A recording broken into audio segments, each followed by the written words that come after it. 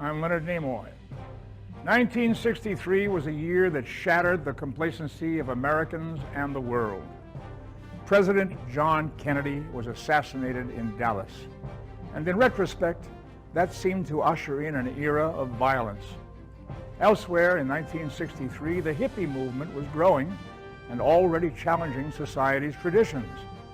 Heralding a new order, Peter, Paul, and Mary's Blowing in the Wind became an anthem, along with the folk music of Bob Dylan and Joan Baez. Despite all this chaos, sports must go on, and at the Rose Bowl this year, USC narrowly beat Wisconsin. Now, it's time for the 1963 episode of Our 20th Century.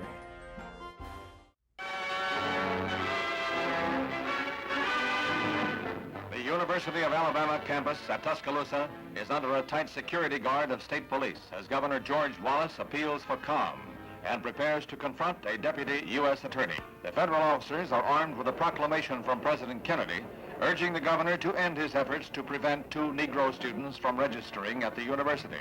The governor is adamant. He made a campaign promise to stand in the doorway himself to prevent the integration of the last all-white state university. After the federal officers leave, there's a lull of several hours while President Kennedy federalizes the Alabama National Guard and they move to the campus.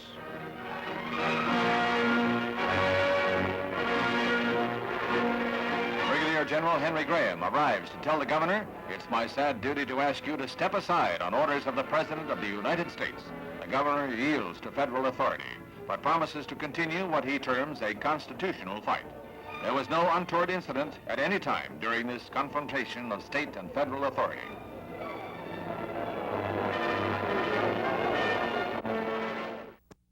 Just 100 years after Lincoln signed the Emancipation Proclamation that freed the slaves, 200,000 people converge on the nation's capital to rally for civil rights.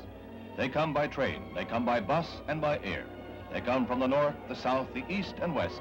They come united in one cause, to urge Congress to pass a civil rights bill to end forever the blight of racial inequity.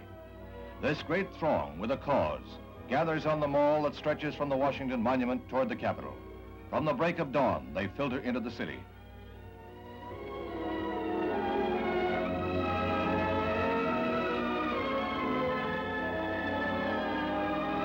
By 9:30, it is estimated that 40,000 had assembled. But it's more like a Sunday outing as they form into groups and discuss the day quietly. Few realize that in a sense they are participants in an historical day, that today's gathering is the largest in Washington's history. The men who organized the rally walk with springing steps toward the speaker's stand. On the left, Roy Wilkins with A. Philip Randolph. They have fought their fight all of their adult lives. In the van is Martin Luther King, who has been jailed 12 times on racial issues. Others on hand include Walter Reuther, head of the auto workers.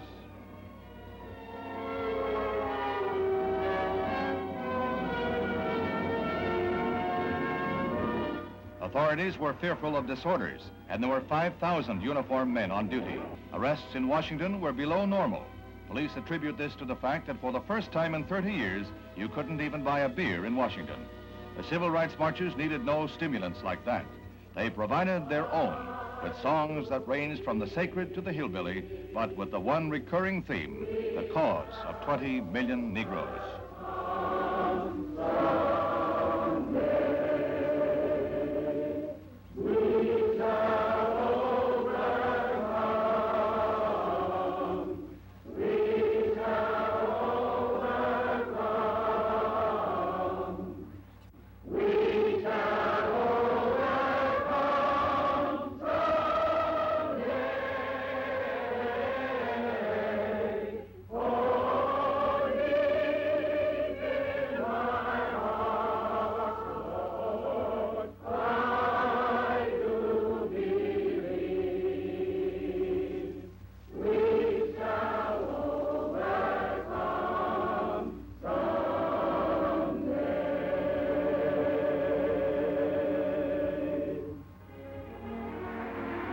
The crowd assembled around the reflecting pool before the Lincoln Memorial occupies every inch on the lawns and under the trees.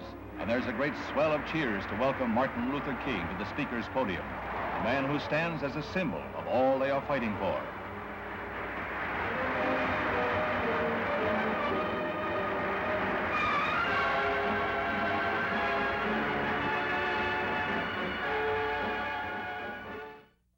Units of the 7th Fleet on patrol in the South China Sea, Laos and Vietnam are put on the alert as the situation in Laos continues to mount to a new crisis. The communist armies broke a truce to move on neutralist forces on the Plaine des Champs, sending them reeling back. Then came another ceasefire, but the situation is a grave one to the west. President Kennedy sent Averell Harriman to Moscow for talks. At his news conference, he voiced concern if the Reds took over. It's important as a sovereign power, people desire to be independent. And it's also important because it borders the Mekong River, and quite obviously if Laos fell into communist hands, it would increase the danger along the northern frontiers of Thailand, would put additional pressure in Cambodia, and would put additional pressure in South Vietnam, which themselves would put additional pressure on Malaya. So I do accept the view that there is an interrelationship in these countries, and that's why one of the reasons why we're concerned with maintaining the Geneva Accords as a method of maintaining stability in Southeast Asia. It may be one of the reasons why others do not share that interest. The nation honors a man who has brought laughter to servicemen in the remotest corners of the globe. At the White House, Bob Hope receives a special gold medal authorized by Congress, a singular honor for the GI's perennial favorite, who always leaves them laughing. It's been one of the rarest honors given to Americans, and it's a great pleasure for me, on behalf of the Congress, to present this to you. Got a splendid picture of you. I hope everyone had a chance to look at it and present it to you on behalf of the people of the United States. Thank you very much, Mr. President. That's very nice. I suggested to Senator Symington that I should have had a nose job. Yeah. But he said it would have been less gold, so... But I actually don't like to tell jokes about a thing like this because it's one of the nicest things that's ever happened to me, and I feel very humble. Although I think I have the strength of character to fight it. And I want to say that I also played in the South Pacific while the president was there. And he was a very gay, carefree young man at that time. Of course, all he had to worry about then was the enemy.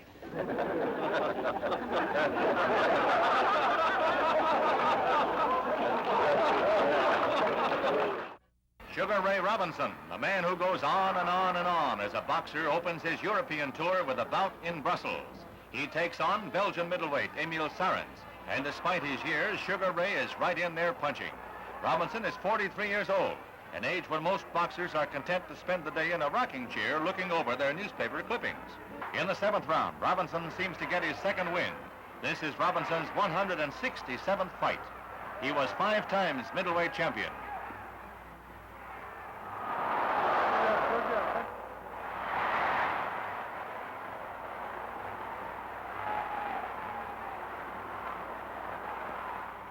In the 8th round, the payoff as Robinson knocks out Sarens with a terrific punch to the body. Robinson is still aiming at winning back his middleweight title.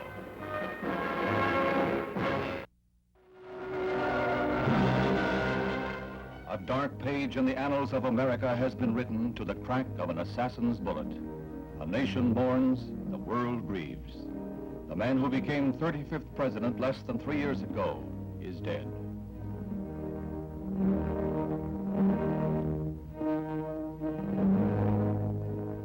He led his country boldly through the treacherous shoals of Cold War crises. His firm commitments to support the cause of democracy throughout the world won him a claim almost unprecedented in the history of the presidency. He faced up to communist threats with such firm shows of force that Khrushchev backed down in Cuba, softened the hard red line on Berlin.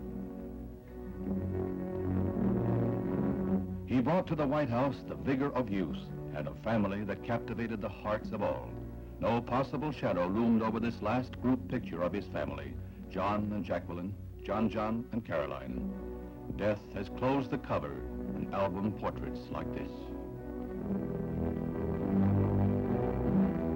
His rendezvous with grim destiny begins a little after noontime as his plane lands in Dallas. Earlier, he had received a tumultuous reception in Fort Worth, And now more thousands are waiting to greet him in downtown Dallas. But death is less than 1 short hour away. At 1:25, the motorcade moves into the downtown area.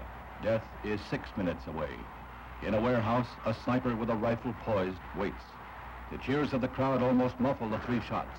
The assassin's aim is deadly. The area is aswarm with police, rangers, and Secret Service men. The murderer slips the net, but a few blocks away, a man is captured after he is reported to have killed a policeman. That man is a 24-year-old pro-Castro Texan who once sought Soviet citizenship. He is charged with murder. Meanwhile, the president had been rushed to a nearby hospital where life lingered as a waiting world prayed. A half hour later, he was dead, his life crushed like his wife's abandoned bouquet.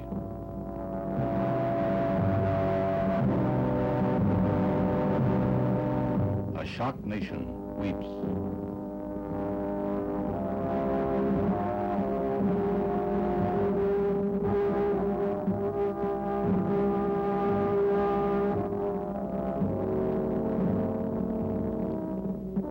Across the country, around the world, disbelief was the first reaction.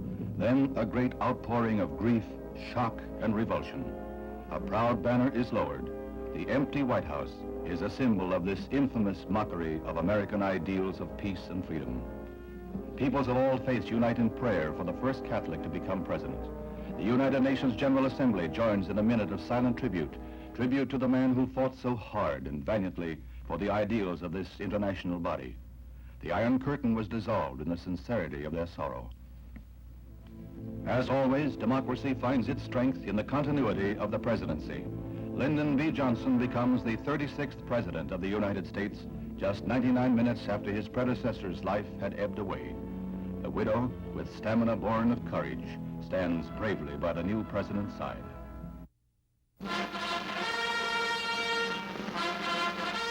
The United States of America and the world listens as President Lyndon B. Johnson addresses a joint session of Congress. The occasion is solemn, his tone somber. John Kennedy's death commands what his life conveyed, that America must move forward